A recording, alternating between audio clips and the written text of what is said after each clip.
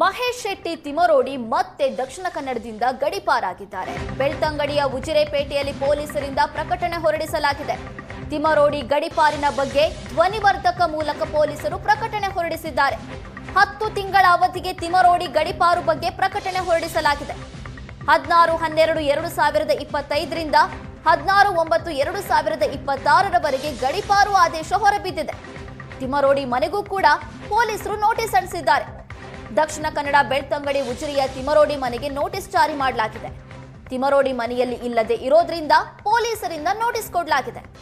ಗಡಿಪಾರು ಮಾಹಿತಿ ಬೆನ್ನಲ್ಲೇ ಅಜ್ಞಾತ ಸ್ಥಳಕ್ಕೆ ತಿಮರೋಡಿ ಹೋಗಿದ್ದಾರೆ. ಉಜಿರೆಯ ಬೀದಿಗಳಲ್ಲಿ ಮೈಕ್ನಲ್ಲಿ ಘೋಷಣೆ ಮಾಡಲಾಗಿದೆ.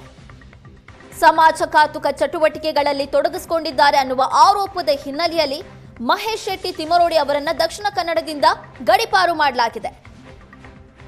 ಪುತ್ತೂರು ಸಹಾಯಕ ಆಯುಕ್ತೆ ಸ್ಟೆಲ್ಲಾ ವರ್ಗೀಸ್ ಮತ್ತೆ ಆದೇಶ ಹೊರಡಿಸಿದ್ದಾರೆ. ರಾಯಚೂರು ಜಿಲ್ಲೆಯ ಮಾನ್ವಿ ಪೊಲೀಸ್ ಠಾಣಾ ವ್ಯಾಪ್ತಿಗೆ ಅವರನ್ನ ಗಡಿಪಾರು ಮಾಡಲಾಗಿದೆ.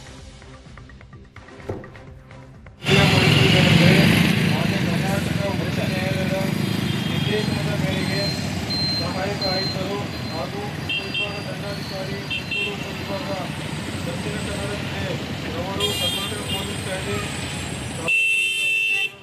55ರ ಅಡಿಯಲ್ಲಿ ಪ್ರಜಾಸವಾದ ಅಧಿಕಾರವನ್ನು ಚಲಾಯಿಸಿ ಎದುರುದಾರನಾದ ಮಹೇಶ್ ಶೆಟ್ಟಿ ತಿಮರೋಡಿ ಪ್ರಾಯ 55 ವರ್ಷ ತಂದೆ ವಿಠಲ ಶೆಟ್ಟಿ ತಿಮರೋಡಿ ಮನೆ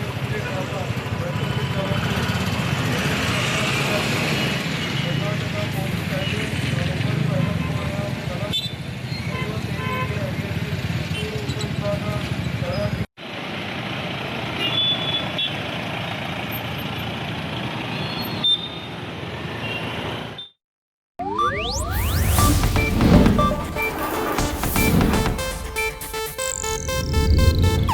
ಇದು ಏಷ್ಯಾನೆಟ್ ನ್ಯೂಸ್ ನೆಟ್ವರ್ಕ್ ಪ್ರಸ್ತುತಿ.